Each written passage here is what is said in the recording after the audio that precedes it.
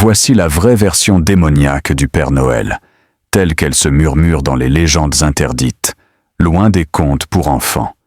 Le Père Noël n'était pas un saint, mais un démon ancien. Bien avant les reines, les cadeaux et les chansons, le Père Noël s'appelait Klaus Naar, une entité démoniaque née dans les glaces du Nord, à une époque où les hommes sacrifiaient leurs enfants pour survivre à l'hiver. Il ne distribuait pas de cadeaux. Il récoltait des âmes. Chaque année, lors de la nuit la plus longue, il descendait des montagnes glacées pour visiter les villages. Les parents devaient lui offrir quelque chose de précieux, un enfant désobéissant, du sang ou leur loyauté éternelle.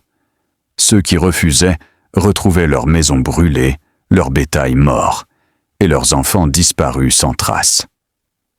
La liste des enfants sages et méchants. La fameuse liste du Père Noël n'était pas pour faire plaisir. Les enfants sages étaient épargnés. Les enfants méchants étaient marqués. Dans certaines régions d'Europe, on retrouvait au matin des traces de sabots autour des maisons, des empreintes rouges sur les cheminées des cris entendus dans la nuit. Les enfants punis n'étaient jamais revus. On disait qu'ils devenaient des lutins, esclaves éternels de Klaus Naar, forcés de fabriquer des jouets maudits.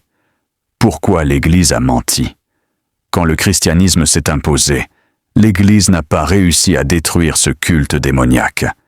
Alors elle a fait mieux, elle l'a transformé. Le démon est devenu un vieil homme gentil. Les sacrifices sont devenus des cadeaux. La peur est devenue une fête. Mais le rituel est resté. La nuit du 24 au 25 décembre. Les enfants doivent dormir, les cheminées ouvertes, les offrandes laissées, lait, biscuits, autrefois du sang. Le vrai sens du rire du Père Noël, son rire, ho ho ho, n'est pas un rire de joie. C'est une incantation ancienne, utilisée pour annoncer sa présence et paralyser ceux qui l'entendent. Dans certains témoignages modernes, des enfants jurent avoir vu ses yeux rouges. Des adultes parlent d'une silhouette trop grande, trop sombre. Certains cadeaux apportent cauchemars, maladies ou malchance. Dernière vérité interdite. Le Père Noël ne vient pas pour donner. Il vient pour rappeler aux hommes qu'ils lui doivent toujours quelque chose. Et tant que le monde rira de lui, il continuera à venir.